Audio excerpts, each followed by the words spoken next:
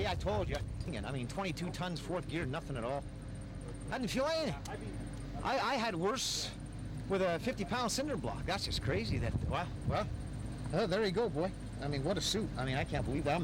Bear's going to be able to do nothing. I might know the damn thing's going to be hitting me.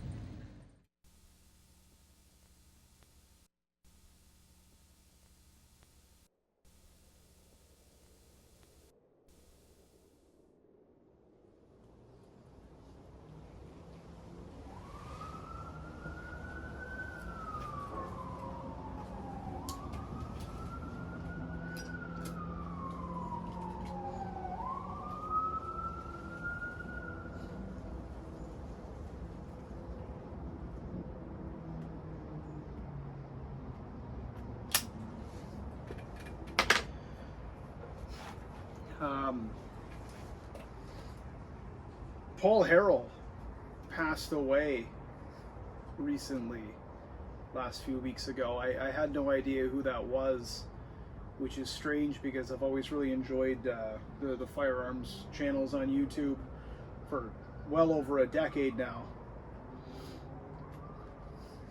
And his videos are quite popular. And of course the most popular one right now is just titled, I'm Dead. So of course I watched that, and you know, it's quite sad to see that, but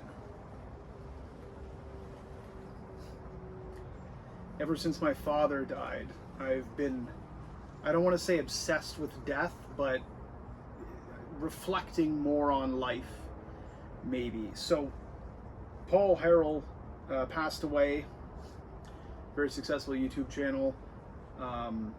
I don't know the specifics of any of it, but again, very popular. He left behind something, and he handled his death very stoically. And it makes me think about the inevitability of death. And I struggled a lot after my father died, coping with it, rationalizing it, making sense of it. And somehow it was easier to handle his own death when other people would pass away. It's very strange. It's almost like I would see someone passed away and it's like, oh, like anyone can die. I guess I just believed my father was invincible, you know, even up until his death. So whenever other people pass away, specifically famous people, it makes me think about their lives and what they leave behind. I remember Chadwick Boseman as well, of course, the star of Black Panther. He passed away and no one knew that he was going through an illness, and I don't know, that just really hit me in a strange way. Like, I'd never met the man, I'd never thought about him. Something about him passing, and then of course my own father dying around that time, just it really hit something inside of me. I don't know, it's almost like I was upset, or I was angry at his death, at his legacy, at his life maybe, and it's like, what does he leave behind? Was it all a waste? Something about those people, whether it's like a Chris Cornell or Anthony Bourdain, Paul Harrell, Ken Block, they all affect me the same way, and it makes me think of the same thing.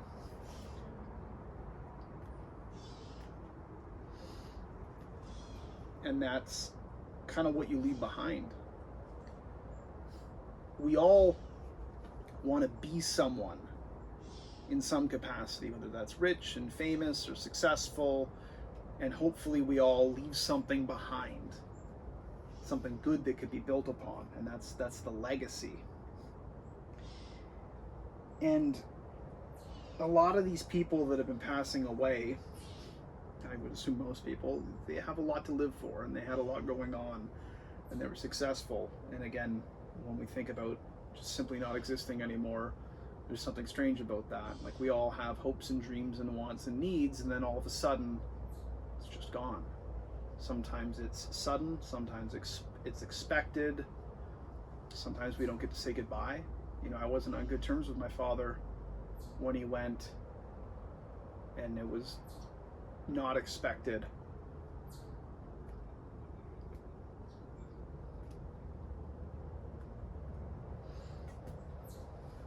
And then it just happens. And you know, there's a lot of years there where I just kind of ignored it. It's too hard to face the reality of it. But recently, since I've been piecing together his life, I've kind of been determined to pick up where he left off. And that makes me think about many other men and women and human beings that have passed away and they've left something behind. And in doing so, what do they leave behind and how does that affect us as the living? You know, some of my favorite authors, for example, have passed away, and clearly they've left something behind. They've left something behind that impacts us. Filmmakers, singers, actors, all of it. It's not just, you know, a monument that you build, for example, or maybe you had an impact on the earth that lives on. It's how you make people think.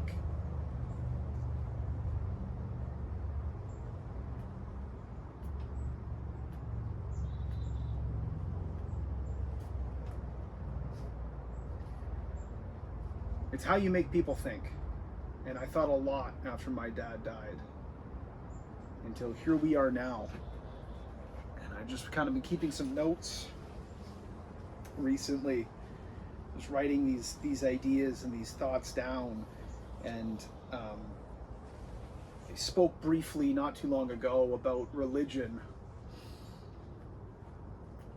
and life after death.